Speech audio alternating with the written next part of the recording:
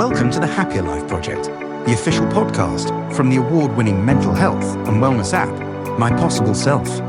Hosted by broadcaster and journalist Gabby. Hi and welcome back to the podcast. I hope this finds you well. Today's guest is someone I'm very excited to share with you, especially as a long-time yoga fan. We're joined by Danielle Collins, also known worldwide as the face yoga expert. If you've ever wondered why traditional yoga focuses on everything pretty much from the neck down, or why we spend so much time strengthening and stretching the body, but almost none of the 57 muscles in the head, neck and face, then this episode is going to open your eyes. Danielle has spent the last 20 plus years teaching her renowned Danielle Collins face yoga method, a holistic approach that blends facial exercise, facial massage, facial acupressure, facial relaxation, and overall well-being.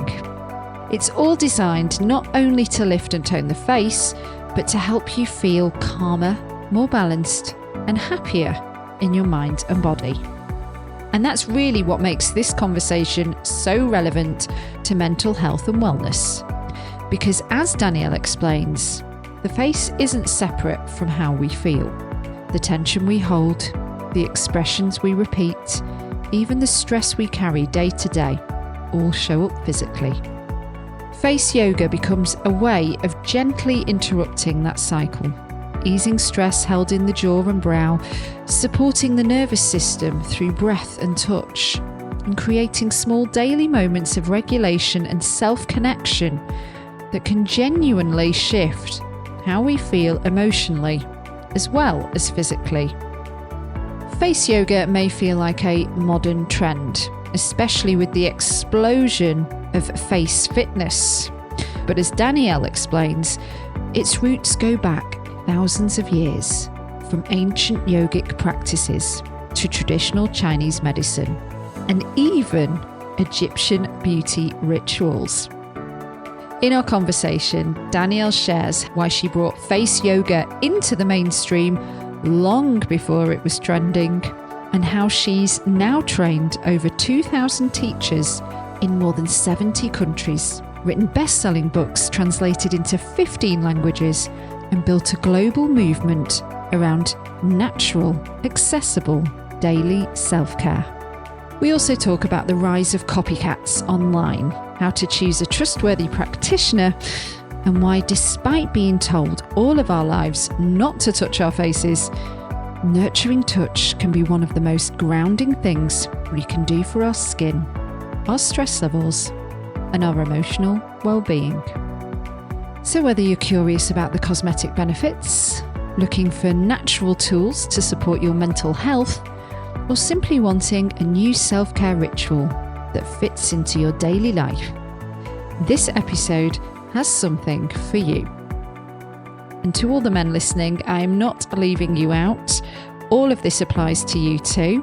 You can experience exactly the same benefits and impact as us ladies. So, ready to find a healthier, happier you? Let's dive in. Welcome, Danielle Collins, aka the face yoga expert, to the Happier Life Project. Being a yoga fan, I'm super excited for this particular episode. And to dive into face yoga, your area of expertise, can we start off with a really, really simple question? Sure. What is face yoga? Well, face yoga, or the Danielle Collins face yoga method, which is what I've been teaching for the last 18 years, has 5 key areas to it. So facial exercise to strengthen tone and muscles in our face, facial massage, which is great for boosting the circulation, really good for lymphatic drainage, great for glowing skin. It has facial acupressure, which is about applying pressure to certain points in our face. And as we do this, it has lots of wellness benefits, but also lots of aesthetic benefits too. We have facial relaxation. So this is about reducing some of the stress and tension and even repetitive expressions that we have on our face through through relaxation. And then the fifth area is the well-being. So my techniques are all very holistic. I'm such a believer in a holistic lifestyle. I'm really looking at us as a whole. So not just the face, but mind, body, soul as well. So it's all designed to help lift and tone your face, but also to help you feel calmer and more balanced and happier in your mind and body as well. So it is basically like an extension of yoga, because for me, I really connected with yoga in the pandemic, and then I became obsessed, and now I've done like 2 teacher trainings and been to India, and yet I'm late to the party with face yoga. And then all of a sudden, maybe just about a year ago, I started on my social media channels getting promos, and then it was face fitness, and it was all this content basically of people doing things with their faces and calling it face yoga. And I was like, well, hang on, I've done 2 teacher trainings, and I why have we not included the face? So what's your take on this? Because am I just late to the party and this has been going on for a lot longer than I've been aware of it for? Or has this suddenly exploded because now I can't not see it? In fact, I see it every day. Absolutely. It's a whole combination of things, I think. So one of the big reasons I got into face yoga was because of yoga. So I use yoga and lots of other holistic techniques to overcome a chronic illness, which I had 20 years ago, and completely healed myself from it within 18 months. And that's what led me to this career.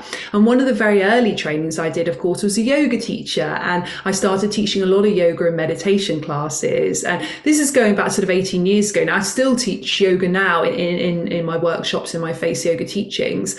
But back then, people were saying to me, Danielle, yoga's great for my body, great for my mind, but what about my face? You know, they didn't have those options that they have now, whether it be a more invasive route or a more natural route. Actually, they were looking for something. And I remember equally like what you said, when I did my yoga teacher training, thinking, how crazy is it that we learn everything from the neck down, but nothing about the 57 muscles in the head, face and neck, which I always had at the back of my mind while I was doing my face yoga teacher training, because I had this natural interest in the face as I did my yoga teacher training, And I'd also done training in face massage. So actually, yes, this was lovely, giving treatments to people, but I wanted people to be able to do it on themselves, really easy, really simply, and also go to classes and have one-to-one sessions, just like they would with yoga for the body. So really, this was a lot of these things is what led me to do what I do now with face yoga. I mean, in terms of face yoga as a concept, in many ways, it's not a new concept. It is quite an integral part of yoga. If you go back and look at yogis thousands of years ago in India, they would do lots of techniques for their face. They would stretch their face muscles, they would massage their face, they would use acupressure points on their face in the same way as they would use on the body. If you look at traditional Chinese medicine, and again go back thousands of years, actually things like acupressure points, acupuncture points on the face were used a lot. Shiatsu, exactly the same. There's many major points on the face. So it's not a new concept. I brought it very much into the mainstream about 18 years ago. And of course, over the years, as I've grown my business and the concept has grown, I now train people to be face yoga teachers. There's about 2,000 teachers in over 70 different countries which teach my method. So it's really being spread around the world. I've been really lucky to write 2 best-selling books. So one of my books has been translated into 15 different languages. So it's really nice to see how this is really spreading worldwide. But definitely you're not late to the party. You know, many people that are into yoga and are into holistic health still think, oh my goodness, what is this? Face yoga? I've never heard of this. And other people have,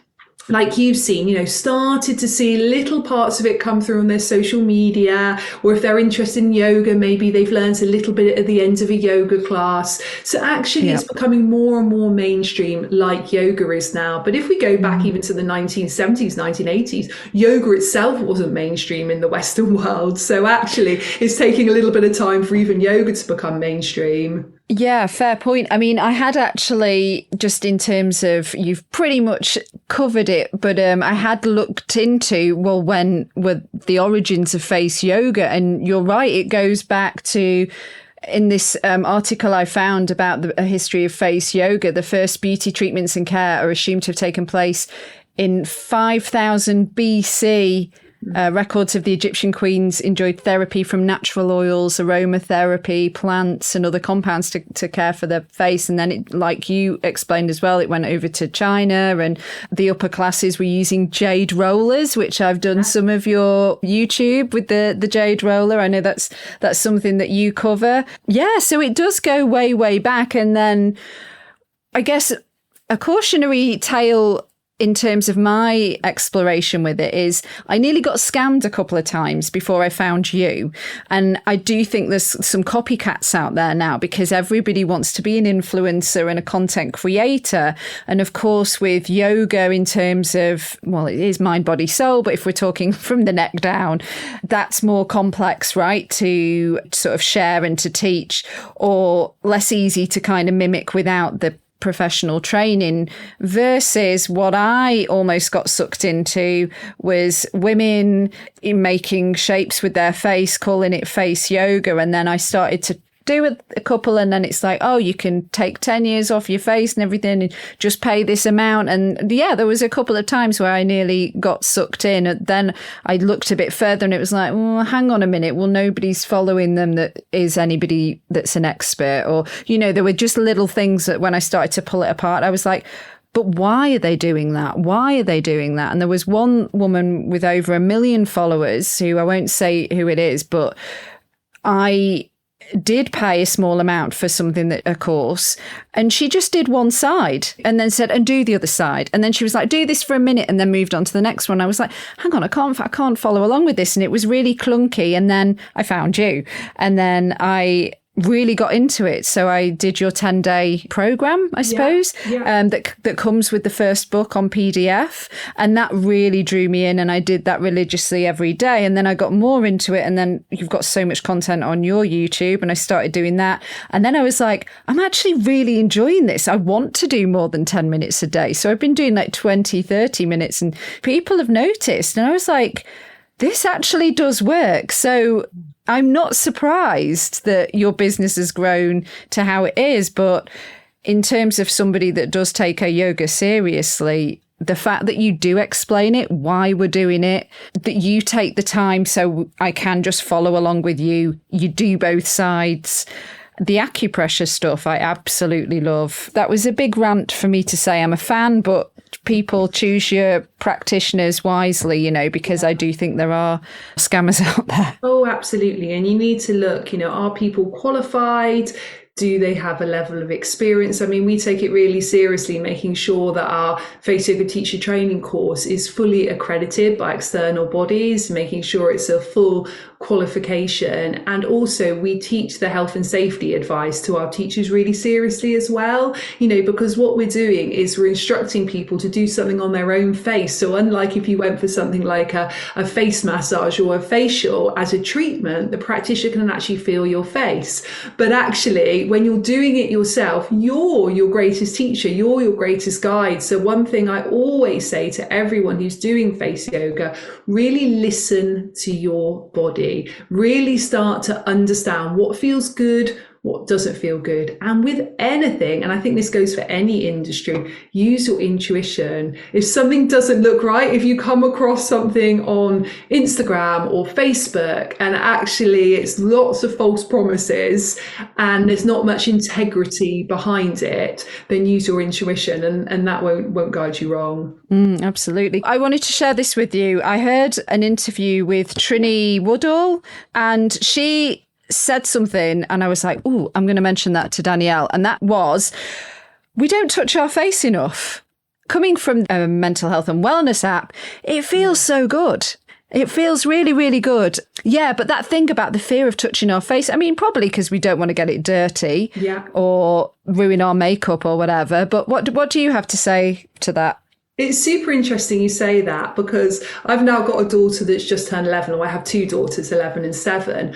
But my 11-year-old, hormones are starting to kick in and she's starting to get a few very small spots on her face. And I keep saying to her, don't touch your face, don't rub your face. Now, it's interesting because this is coming from somebody who is, you know, it's my job to get people to touch their face. Right. And what I'm meaning to her, and I often have to correct myself, I say, don't rub your face with dirty hands. And that's what it is, you know. So actually what she tends to do is her hands are dirty and then she's rubbing her skin, maybe when you're stressed or you're doing your schoolwork or that type of thing. And then you are spreading the bacteria around. That's often what so many of us have heard growing up, which is great advice in terms of not spreading bacteria onto your face and reducing things like acne. However, there's a flip side of that, where when your face is clean and your hands are clean, touching your face can be the most beneficial, nurturing thing you can do for your skin.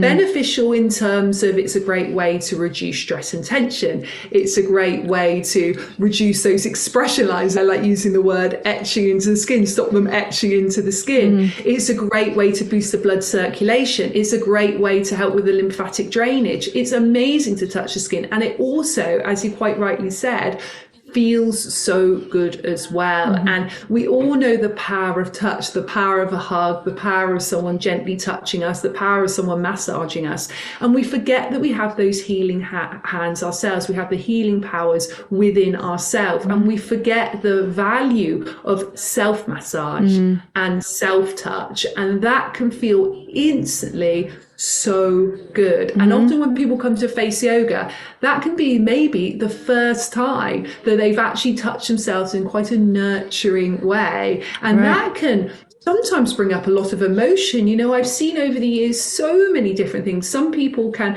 really feel massive release of emotion and even cry after they've done a face yoga session, because actually it's the first time that maybe they've released a lot of stagnant blocked energy there, or there's the first time they've actually realized they've got such healing, nurturing powers in their own hands. For other people, it can just feel like a really nice relief. I've had that jaw tension for 10 years or 20 years, and now I know that I can release it in just a couple of minutes every day. So our hands are so powerful, and yes, we should be touching our face more. And it's a really good reminder for me as well, when I'm telling my daughter, don't rub your face, to actually say, don't rub your face with dirty hands. Actually, when your hands are clean, touch your face. It's a beautiful thing to do. Yeah. The message is to everybody, you can do it at any age, and that you don't need to be a yogi either. So if you're not into yoga, if that's not your bag, you can still benefit from doing face yoga. Absolutely. Really at any age. I've seen people come to face yoga in their late teens, 18, 19, 20. I've also worked with clients in their early 90s as well. So, and everything in between. And people are getting completely different things out of it at different ages. If you're maybe 18, 19, 20, you're not so worried about lines and wrinkles in the skin. Maybe you're doing it from a prevention point of view. But lots of times when I've worked with people that age, it's because maybe they're getting headaches, or they're holding a lot of stress in their jaw, or maybe they're going through exams, or their hormones mean that their skin is changing. And then again, people in their 90s, again, they're not so worried about reducing the lines and wrinkles, but actually going back to that power of the healing hands and the nurturing touch, and actually something that they can do just to help themselves feel a little bit healthier, a little bit calmer, a little bit more relaxed. Often I've taught people of that age in a group setting, which is wonderful. So you get the social interaction as well. And then, of course, all the decades in between, and many people do come to face yoga, yes, to reduce the lines and wrinkles. Particularly, I find that women in their 30s, 40s, 50s and 60s tend to come to it for that reason. But I was having a conversation with someone earlier actually saying that people come to face yoga because they want to look good, but they're often staying with face yoga because they are feeling so good. And to me, that's amazing. Yes, it's continuing to help their skin, but actually what's really motivating them to do it every day is how it makes them feel. And they realize it's so much more than the face. They're realizing the deeper wellness benefits as well. Absolutely. And keeping on the thread of mental health and how face yoga can help, certainly in terms of, like you mentioned, releasing stress, helping with headaches, helping with anxiety, that soothing nature of it as well if you're feeling a bit low. But I think another side of it is the aesthetic side. Another reason that people suffer with their mental health is if they've not got a great deal of money. We talk about like Botox, you're supposed to get it every 3 months-ish. And it's not cheap. And it's not cheap to do it that amount of time. So actually with face yoga, in terms of like the plumping, the helping with the skin elasticity, smoothing out the lines, all of the cosmetic things. If you do that and you are looking better, then it is giving you a boost for your mental health as well. Oh, absolutely. It's all connected. You know, when we look better, we feel better. And when we feel better, we look better. So yes, knowing that you've got a tool that you can use in your own hands every day for free, really simply. And it's nice that people actually have almost the control over their own faces. Something which I've noticed a lot of people that perhaps has something like Botox for many, many years beforehand, and then maybe came to face yoga.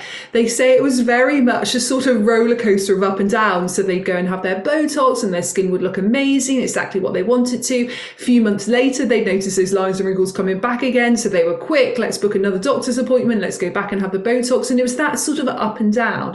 Whereas the lovely thing with face yoga is your skin gradually starts to look better and better. And if you then do start to see, okay, I'm starting to see a bit of tension here or a bit of stress here or a line here, you can instantly work on that and you get instant results, but longer lasting as well. And by the way, I'm not against Botox by any means. You know, I haven't chosen to do it myself ever. However, I've always said this, I'm very much pro-choice. You know, I love that we now live in a society where, particularly as women, we have choices. And it's probably the first time in history where we really had choices about what we do and about what we do for our body and our skin as well. And you can definitely do face yoga and Botox. That's the other thing to say. You know, It's not, you know, you're not necessarily have to be in one camp or the other. It's not an exclusive camp of natural health and beauty. You can just genuinely have Botox, you know, make sure you wait a few weeks before you do your face yoga, but then do face yoga to maintain results. That's also fine as well. Oh, that's really interesting. And I'm sure a very valid point, especially for our sort of demographic. In terms of like, how much should we be doing a day? You're obviously a fantastic ambassador for yourself. How much do you do a day to keep the skin looking so incredible? I mean, I do my face yoga every evening, so I tend to fit it in when I do my skincare, and then usually when I'm watching a little bit of TV each night with my husband. Mm-hmm. So literally we don't have a huge amount of time to do that each night, but I find that I've done my skincare. I'll usually massage in my skincare. We'll sit down together or either have a chat or watch some TV, and then I'll do my facial exercise. Then maybe I'll bring a tool into it. So I'm usually doing about 20 minutes a day, sometimes longer. If I'm doing 30 minutes, great. Sometimes it's 10 minutes, but pretty much it's every single evening that I'm doing face yoga. My mornings tend to be much busier. I have two little girls, as I mentioned, so I'm getting them ready for school. However, what I tend to do, whether it's have a shower before I drop them off at school or I come back and I do it after before I start my working day, I'll then try and bring a tool that maybe takes 1 minute or 2 minutes. So like a gua sha or a jade roller or a Kanza wand or something like that, just to really help my skin to look refreshed for the day as well. I've got a tip since doing it. Make sure your nails are short.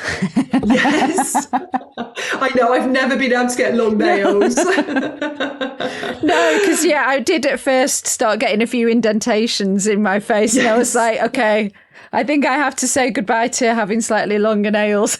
Oh, I know. I mean, you can adapt around it. I've seen lots of people with longer nails sort of adapting. And like with longer nails, with everything, you get used to sort of changing and adapting what you do. So you can do it, but generally, shorter nails work better. Yeah. Where's a good place to start, do you think, with face yoga to the complete novice like I was?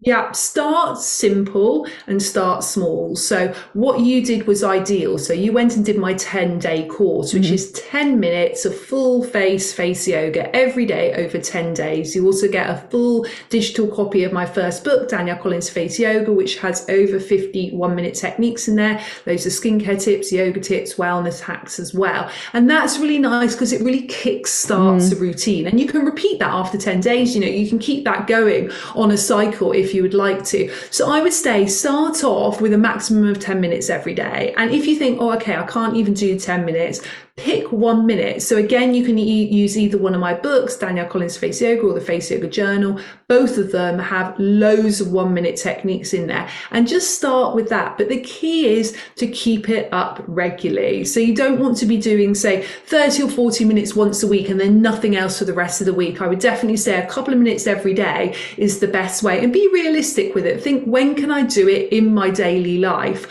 Think about integrating it. So maybe you want to do it in the bath or shower. Maybe you can do a couple of minutes whilst you're doing your skincare, if you're good with doing your skincare morning or evening. Maybe you can do some of the hands-free techniques while you're driving in the car. Maybe you can do what I do. If you sit down and watch TV in the evening, then do your face yoga then. Think about, how can I fit it into my daily life? I mean, your ideal case scenario is to do a beautiful yoga practice, sit down on your mat afterwards with your skincare and do a full 30 minutes of face yoga. Yeah. And that's lovely. And, sometimes I do that, and I know many people do that. But if that isn't what you can do what you can, but do it regularly. I think with your method in particular, what helps with the wellness stuff is the fact that you incorporate breathwork, pranayama, and also positive affirmations. Getting that 10 minutes of self-care into your day, you're kind of getting a few different benefits in the one. Yeah, all in one. Yeah, all in one, exactly. Yeah. I wondered if you wouldn't mind sharing your favourite exercise, because I think people will find this interesting. Your favourite one for cosmetic reasons, and then your favourite one for more like holistic well-being, mental health reasons. Love that. So both really. Both are good for your well-being and for your mental health, and also aesthetic. But what I love doing, because I think it's so simple and easy, is when I've applied my skincare, taking all my fingers and just tapping over my skin. So light, quick taps all the way over my neck, my cheeks, under my eyes, and all the way over my forehead. It's so simple. You can do it either for about 5 seconds like I did there, or you can do it up to 1 minute. And it's really good because it's boosting that blood circulation. So it's brightening the skin. It's helping the skincare to just penetrate deeper into the skin. It's helping to naturally boost the collagen and elastin as well. So really good for aesthetic reasons, but obviously it's great for our wellness as well. If I was to pick one that was purely for wellness, but again, it's going to be really good for how you look as well, it would just be in a corner of the eye, so just on the edge of the nose there where you feel a natural indentation, pressing there and focusing on the breath. So breathing in for about a count of 4 and your abdomen rises, and then breathing out for about a count of 6 and you feel your tummy lower, and then you can massage in little circular actions. That's so good if you want to just instantly feel relaxed, instantly feel calm. You combine it with the breath, which we know is being scientifically proven in hundreds of studies to be amazing for our wellness and our mental health as well. It's also a lovely point you can use just before you go to bed. So if you suffer from insomnia, it's a really nice one to do. It's also great to do during your working day. So if you've been using a screen a lot and maybe you get eye strain or tired eyes, it's a great one for that too. Something else I figured out along the way while I was doing my research, but also just really enjoying doing your exercises, putting a drop of essential oil on your pulse points. Lovely. So are you like inhaling some lavender or bergamot, you know the one? Bergamot, yeah. That's the one. So whilst you're doing it, you're like inhaling the essential oil. It was like, for me, I loved it. But I really love, if you don't mind me sharing my faves of yours as well. I'd love to. The cosmetic one. I love the lip plumper with just flicking like this with your thumb. Yeah, you know this one? So good. It works instantly. And I listen, people out there, if you're on a date and you want to, you're hoping you're going to get a smooch, just nip off to the bathroom. Yeah. Flick your lips. Yeah. Come back and you're good to go. Absolutely. Because you are instantly just flushing that area with fresh blood, which is a short-term plump, but also because you're gradually helping with the renewal of skin cells, you're naturally improving the collagen over time as well. So if you're doing it regularly, it goes back to doing it regularly, it's going to have results long-term. Yeah, love that one. Good choice. Yeah, I felt like Angelina Jolie. Yes, I love it. Then I suppose for the wellness, you will be able to explain this better, but the one acupressure points, but this one sort of on the sides of each nostril and then pushing here, and then you said that helps with the under eye brightening. It does, and also sinuses as well. So if you've got a cold, or maybe you get a runny nose a lot, or you get a lot of headaches, pressing that point just either side of the nostrils. Again, it's a nice one because there's sort of that natural little dip in there. So you know exactly where it is. It's like the one that I described. There's that natural dip, which is always quite nice because you know you're on the right spot there. But yes, another nice one. I shared it with my 7-year-old nephew. Well, he's just turned 8 because he was saying he was a bit blocked up. And I was like, I've got a trick you can do. Amazing. Could you share 3 things that somebody should know about face yoga that's going to help with their happiness and their mental health journey? Yeah. So first thing I would say is make sure you incorporate your breathing. That's going to help your health, your wellness, but particularly your mental health more than anything. So check in with your breathing before, during, and after face yoga. Slow it down because we all tend to breathe quite shallow. And when we're actually breathing deeper and slower, we bring ourselves into that rest and digest response. So rather than being in that fight or flight response, that sympathetic nervous system, we go into the parasympathetic nervous system. And that's where we can truly feel calm and our mental health can feel much, much better. We can feel way more balanced and way more grounded. So I say first thing is to really focus on your breathing. Second thing is bring affirmations into what you do. So breathing deeply, but also saying positive words that start with I am. And usually you can do something which I call the game of opposites. So if you're feeling perhaps really tired and maybe you're feeling really low, you could say, what's the opposite to that? Okay, so I am energized. So we're going to say, I am energized. And then maybe if you're feeling low, maybe you want to feel much more peaceful or calmer. And you can say, I am energized, I am calm, and repeat each one really clearly, either out loud or in your mind 3 times. Even if you don't fully believe it as you do it, that's fine. It's gradually going to trickle into your subconscious, because what we all do as human beings is we tend to have about 80% of our thoughts as negative, and it's almost like a protection mechanism that we have. So it often feels quite uncomfortable when we're saying those positive words about ourselves. But if we can try and just repeat them regularly and clearly, soon they start to become our reality. So keep that up really regularly as well. And the third thing I would say, try and do face yoga from a place of self-love. And if that feels difficult, just do it from a place of self-gratitude. So if we come into face yoga because we absolutely hate our face and we want to change everything and we're despising our lines and wrinkles, then we're never going to A, enjoy it, or B, get the results we want. If we can come to it from a place of, I love myself enough to do this. I love myself enough to nurture my face, to look after my face. I love myself enough to make these positive changes. Then we're going to get way better results, because what we feel on the inside really radiates out through our face. Now, I know if we are having a difficult time, self-love can be really, really difficult. Even self-care can be really, really difficult. But actually, if we can just come from then a place of gratitude. So thank you that I've got these hands that can touch my face. Thank you that I've got this skin. Thank you I've got these facial muscles. Thank you, I've got these eyes and this mouth that works. You know, even if we can just come from that basis, then we're doing it from a really positive place. Oh, great answer. Final question. What is a simple, actionable first step that we can take when it comes to incorporating face yoga into our daily routine that will help us all on our mission to building a happier life?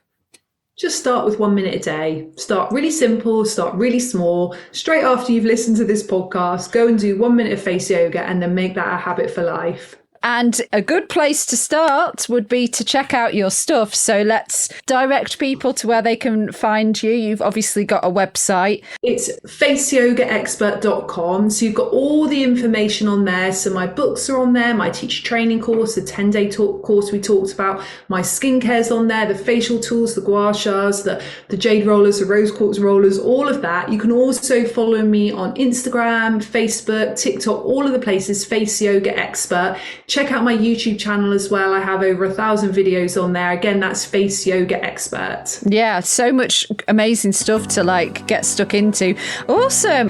I'm very grateful that I discovered you. Thank you so much for today, and also for all the content that you're doing. And the aim of the game is to feel better, right? Looking better is a bonus. Absolutely. Thank you so much for having me.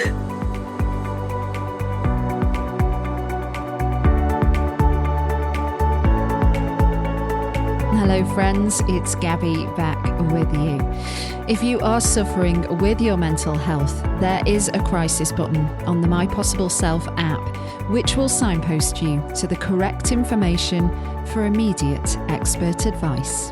Those of you who are listening on one of the podcast platforms, the My Possible Self app is completely free to download. You can access all of the content, so you don't need to worry about it costing you anything.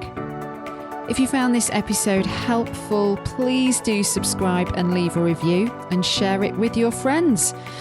And to find and follow us on social media, we are most active on Instagram, and you can find us at My Possible Self. And I've been at Radio Gabby. Until the next one, do take care. Bye for now.